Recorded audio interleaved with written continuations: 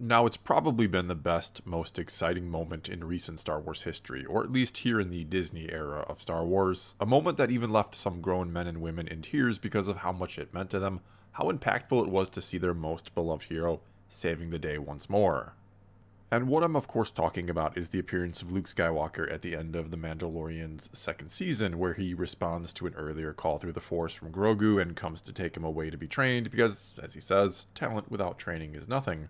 Oh, and along with that, Luke also just so happens to arrive at the perfect time to save the day and ends up cutting his way through a bunch of Dark Troopers. Anyway, as awesome as that was to see, it's also led to the question of what's next for Luke Skywalker, which in itself breaks into a few different sub-questions, because we could ask not only when and where do we think we'll see the character again, in what show for example, or maybe in his own show, but who will be playing him or maybe voicing him if it's animation. Then there's also where will his story ultimately lead, right into the sequels as we know them, or maybe a whole different version of them. Which, yes, I know is sort of a hot topic of debate. Some fans are all for the sequels being redone or retconned, and others like them just fine as is. And I've said before, in regards to all of this, that Disney will follow the money. It's that simple. They may think redoing them is their best bet, that they can sort of cash in twice on them, or they maybe think adding some extra context to them by building them up over time with multiple shows is their best course of action. And at the center of that decision would, again, be Luke Skywalker and what to do with him. So let's look at these questions a little closer, starting with who should play Luke Skywalker going forward, because I do think one way or another, he's going to be a big key or a big part of the future of Star Wars, especially the immediate future as they continue to explore this post-Return of the Jedi time period in many different shows. And though part of me was thrilled to sort of, again, get to see and hear Mark Hamill, Luke Skywalker in The Mandalorian, albeit an imperfect-looking version of him, and I was happy for Mark Hamill, who really seemed to enjoy and appreciate it as well. He called it the greatest gift, after all.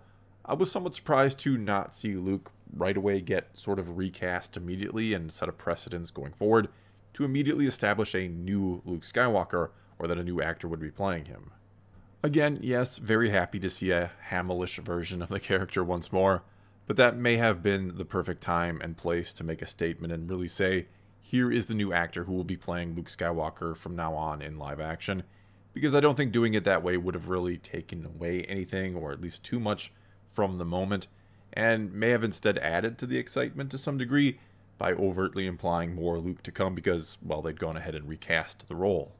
And part of the reason I feel that way is because, again, what we got wasn't as close to looking like Mark Hamill as I think it could have and probably should have been.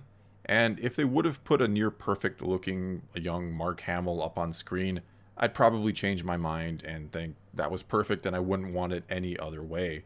But the fact that it wasn't, to me, says maybe just go with a different, or again, new actor for Luke. Because you're going to have to do it eventually anyway. I don't think you're going to keep going with a CGI version or deepfaking or anything like that. And I know a lot of people want to see Sebastian Stan, who plays Winter Soldier in the MCU, take over the role of Luke, which I am certainly not against at all. He's not only a fantastic actor, but he does look the part. And I certainly think we could get another eventual sort of fan casting here, similar to what happened with Rosario Dawson now playing Ahsoka, where enough people calling for it eventually makes it happen. Either way here, as someone whose favorite character in all of fiction always has been and will be Luke Skywalker, and though Mark Hamill and Luke are sort of one and the same in my head, I think at this point you just go ahead and recast not only him, with Sebastian Stan, or perhaps someone else if you can't get him, or if you think someone can do a better job, but you recast all of them, all the original characters, not that some of them, like Han and Lando for example, haven't already been recast, which is maybe not something I would have wanted to see even just a few years ago, that I'd want to see them all recast. In fact, I didn't. I remember several years back now learning that we were going to get a Han Solo movie and thinking, this is a bad idea. I don't want to see this because no one can play Han Solo like Harrison Ford, which I still fully believe, though Alden Ehrenreich did an okay job, I thought, but there was certainly a level of disconnect there. And though no one, no matter how well cast, could ever truly take the place of the original actors, and I think, again, no matter how well cast, there is going to be a level of disconnect, I was so disappointed with what was done with the original trilogy characters in the sequels, that I want to see these characters done better so badly that I am now willing to see it done by pretty much any means necessary, which includes recasting the characters, because I just want to get better stories for the characters. And so I do think it's only a matter of time, and I don't think it'll be much time, before we see Luke Skywalker recast, because I think we'll be seeing more of him really soon. I mean, he just took the most popular original character from the Disney era, that being Grogu, away for training, which not only makes for a heck of a duo, Luke and Grogu together, but you now have two of the most lucrative characters in all of Star Wars together, and they're primed and ready to set sail to make Disney a boatload of money, and there's no way they keep that ship docked for too long and don't take advantage of all the hype and excitement that came with the episode of The Mandalorian where that all went down in. And so I'd be stunned if they're not already developing a show, or at the very least coming up with ideas for one right now, or if Disney isn't demanding Lucasfilm get on that. And I think the obvious choice centers around one where we see Luke rebuilding the Jedi Order, which of course has the problem of, well, we know how that all turns out. We know it all gets literally burnt to the ground that night Luke goes into his nephew's hut and contemplates killing him, even going so far as igniting his lightsaber over his sleeping nephew. And so likely then, the show would center around adding context to that moment, to arguably the most controversial moment in the history of Star Wars, which, if that is the case, some, I know, will not watch it. Some have no interest in seeing them sort of set up or justify the Last Jedi version of Luke. Or they could always end up throwing the ultimate curveball at the end. They could have it to where the show, after a few seasons, literally gets to that moment, to the night Luke almost kills his nephew. But right before it all happens, right before he goes into the hut, the Force ghost of Anakin Skywalker shows up, and this would be after Luke hadn't maybe seen any of the Force ghosts since Endor. And again, Anakin is there, and he warns his son that he can't go into the hut, and tells him all about Ben and what's really going on. And then a new future is born, and they can now explore that story. Not to mention, we finally get a scene between father and son, between Luke and Anakin. Now, do I really think that's going to happen? Probably not, but who knows, I suppose. Again, Disney will follow the money. Either way, though, they have to realize how sort of foolish it was to have Luke's story in this time period ultimately lead to failure, because this is a story worth a lot of money. It's the story most fans actually wanted to see when you think about it. Most fans wanted to see Luke with a new Jedi Order, and how he and the rest of the new Jedi and the next generation of the Skywalkers would deal with some type of threat to the galaxy, or to the Order, or to the Force itself. Heck, it's what a lot of us had been waiting 30-some years to see on the big screen, and what the expanded universe constantly gave us in the form of books and comics, and why it was so popular and beloved, because it gave us the Luke we wanted to see. And so, not to get too deep into it again, I'll forever be confused by the decision to let Rian Johnson do what he did with Luke Skywalker, because again, it destroyed the story that came before that could have been milked for big money. It means all roads lead to Luke being a failure, and there are certainly a lot of fans who have zero interest in that.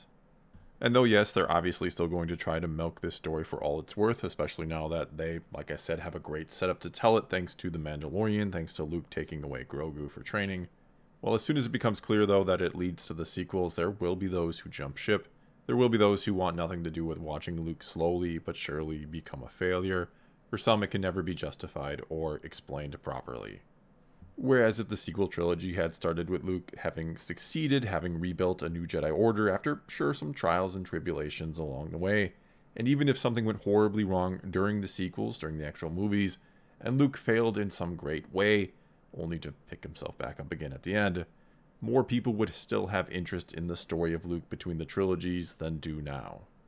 And yes, I know some of you will say that you're interested in the story of how Luke will eventually fail and fall. That actually intrigues you, which is fine and fair enough.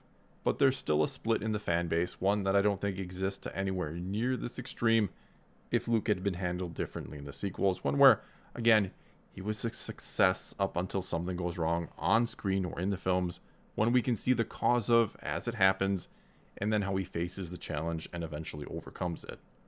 Because as I've said a million times before, I didn't need or want to see a perfect Luke Skywalker in the sequels. I didn't need or want to see him be a literal Jedi God. I was fine with a new test for Luke. In fact, I wanted to see one. I wanted to see something that maybe challenges him on a whole new level, and how he will eventually overcome that, or how he and the rest of the Jedi Order and the new generation of the Skywalker family overcomes it.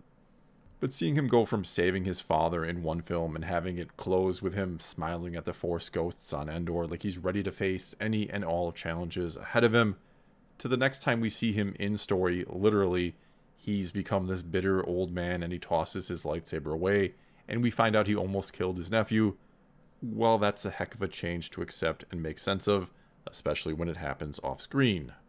It'd be like going from the end of the first Iron Man movie where we hear him say, "I am Iron Man," all confidently, and he feels like he and he alone is ready to take on all enemies, and he won't let anyone stand in his way, he won't let anyone dictate anything to him, to going to, or skipping to, the movie Civil War, where suddenly he's all for regulations and seems to want to step aside and let others do it for him.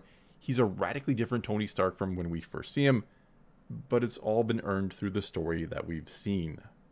And again, I know what some will say in response, that's what they're going to do now. They're going to give us the story of how Luke fell, they're going to earn it, which sure is great if you already liked it, and if it's done well enough, perhaps they may win over others who currently don't like it or on the fence about it. The problem is, though, it still won't feel earned to a lot of fans who didn't like it. It'll instead feel like filling in the blanks to justify a terrible movie that they gave us. Well, that's all I've got for this time. Now it's your turn to tell me how you feel about Luke Skywalker maybe being recast, and who should play him if you think it should happen. Is Sebastian Stan the clear choice, or is there another? Or maybe you'd like to see a relative unknown take the role. And where do you think we'll see Luke next? And what will that story be about or look like? Whatever the case may be, whatever you think about any or all of this, leave a comment below and let's talk some Star Wars. And until next time, thanks for watching.